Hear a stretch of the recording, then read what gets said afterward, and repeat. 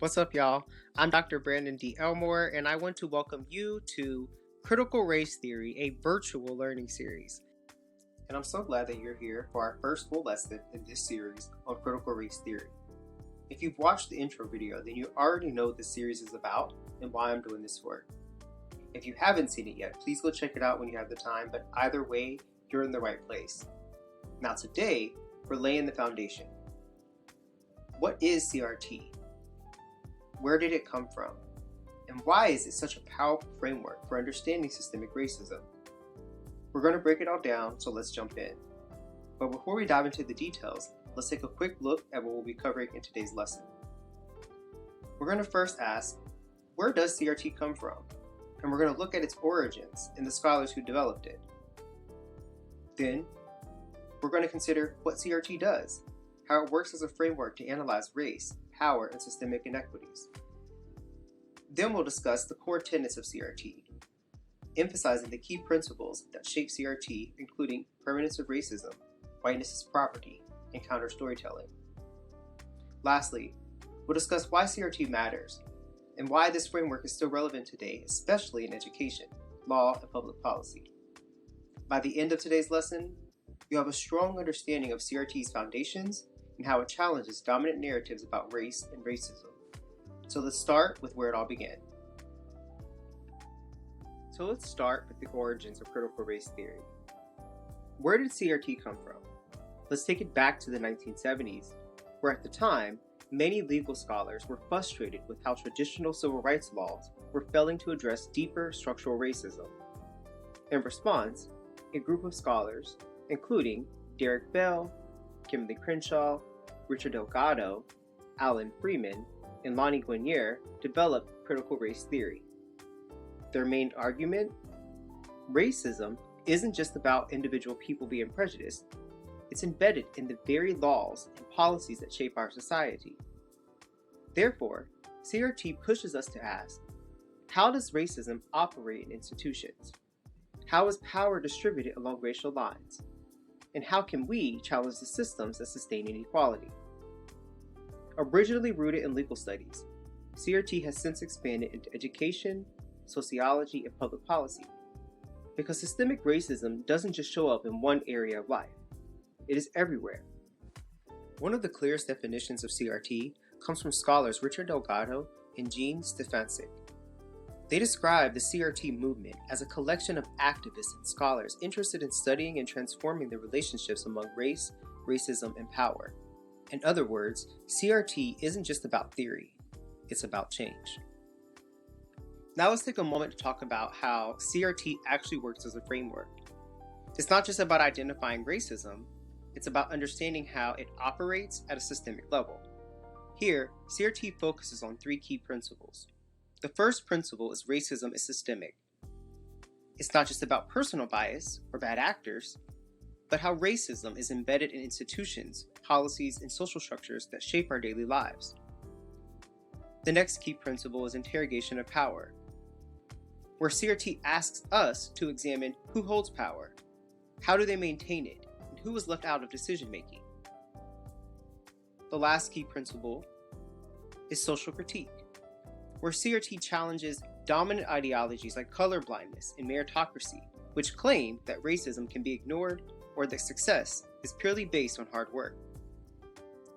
Gloria Ladson-Billings, an education scholar, applied CRT to the field of education. In her 1998 article, she explains why CRT is necessary for understanding racial inequities in schools. She writes, "The notion of colorblindness allows policymakers and educators to ignore the lived realities of racialized experiences."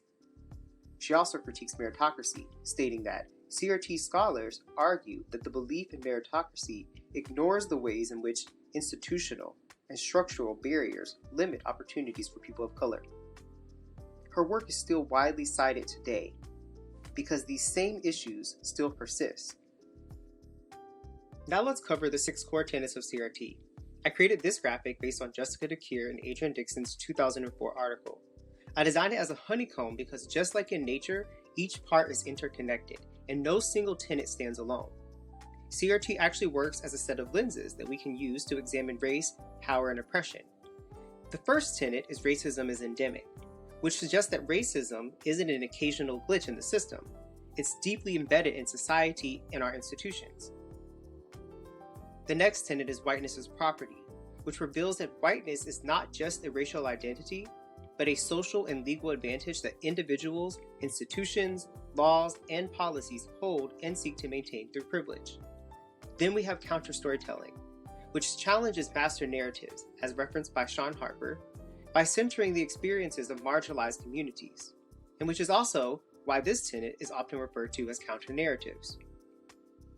The next is entrance convergence, which is a theory posited by Derrick Bell that notes progress for minoritized groups happens only when it aligns with the interests of those in power, which historically and predominantly have been white people. The next tenet is critique of liberalism, which rejects the ideas of colorblindness, the neutrality of law, and incremental change because these approaches uphold the status quo rather than dismantling racism.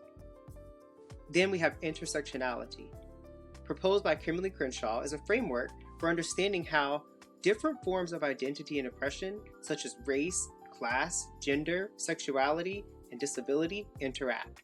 For example, as a Black, gay, cisgender male, my experiences differ from those of a white, straight individual. Now, each of these tenets offer a critical lens for analyzing systems of power, and over the next 4 weeks, we'll unpack them in depth, starting next week with racism is endemic and whiteness is property. When discussing the vital role of CRT, it is important to note that CRT isn't just about theory, it's about practice. It helps us to understand how systemic inequities operate and how we can challenge them. Some key reasons as to why CRT is vital are that first, it exposes hidden inequities. For example, unequal school funding in communities of color, such as what we see on the ABC sitcom Abbott Elementary, where a predominantly Black urban school in Philadelphia navigates unique challenges in humorous and clever ways. While this is a scripted mockumentary stylized TV show, the situations being portrayed are unfortunately real-life instances that happen on the regular. CRT also amplifies marginalized voices and centers the lived experiences of minoritized communities. In addition, it critiques power and privilege by examining racial hierarchies and how they are upheld.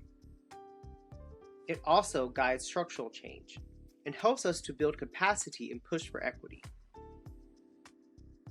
In a 2021 tweet, investigative journalist, Pulitzer Prize winner, and author of the 1619 Project, Nicole Hannah-Jones wrote, "CRT is not radical if you actually know what it is. The idea that race is embedded in the law and our nation's institutions is simply historical fact.